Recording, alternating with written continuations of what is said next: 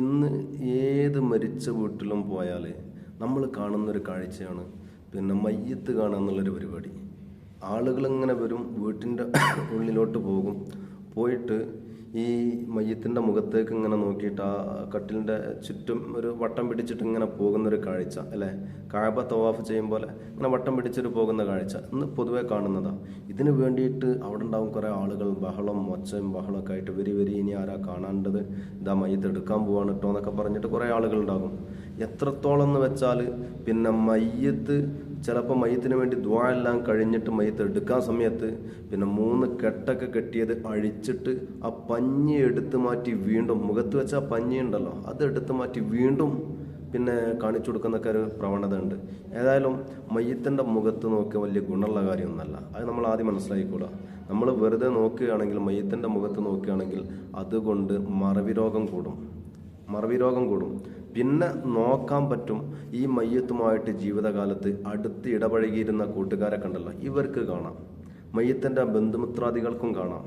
അതല്ലെങ്കിൽ ഈ മരണപ്പെട്ട വ്യക്തി നല്ല സ്വാലിഹായിരിക്കണം, നല്ല പണ്ഡിതനായിരിക്കണം, എങ്കിൽ നമുക്ക് ചെന്നിട്ട് അവരുടെ മുഖം കാണാം.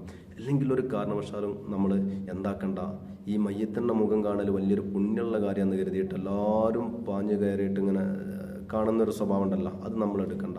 ചില സ്ഥലങ്ങളിലൊക്കെ വളരെ നമ്മൾ ശ്രദ്ധിക്കണം.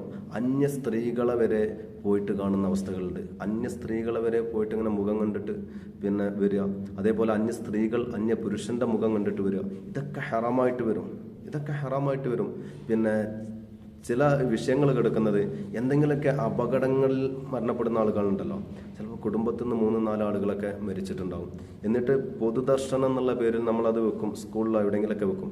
അതിൽ കാണാൻ എല്ലാവരും കുത്തഴിഞ്ഞ് വന്നിട്ട് ഇങ്ങനെ ആണ് പെണ്ണ് വേർതിരിവൊന്നുമില്ലാതെ എല്ലാവരും വന്നിട്ട് മയ്യത്തിൻ്റെ മുഖം ഇങ്ങനെ കാണുന്നു. പ്രിയപ്പെട്ടവരെ, നമ്മൾ ശ്രദ്ധിക്കുക, ജീവിതകാലത്ത് കാണൽ അനുവദനീയമായ ആളുകൾ അവർക്കേ കാണാൻ പാടുള്ളൂ.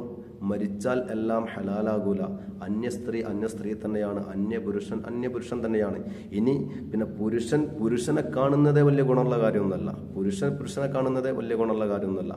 ഏതായാലും നമ്മൾ ശ്രദ്ധിക്കുക, എല്ലാവരും ഇടിച്ചു കയറി മയ്യത്തിനെ കാണുന്ന ഒരു പരിപാടി ഉണ്ടല്ലോ, അത് വലിയ ഗുണത്തിൽ നമ്മൾ പെടുത്തണ്ട. കഴിയുന്നതും അതിൽ നിന്ന് മാറി നിൽക്കുക.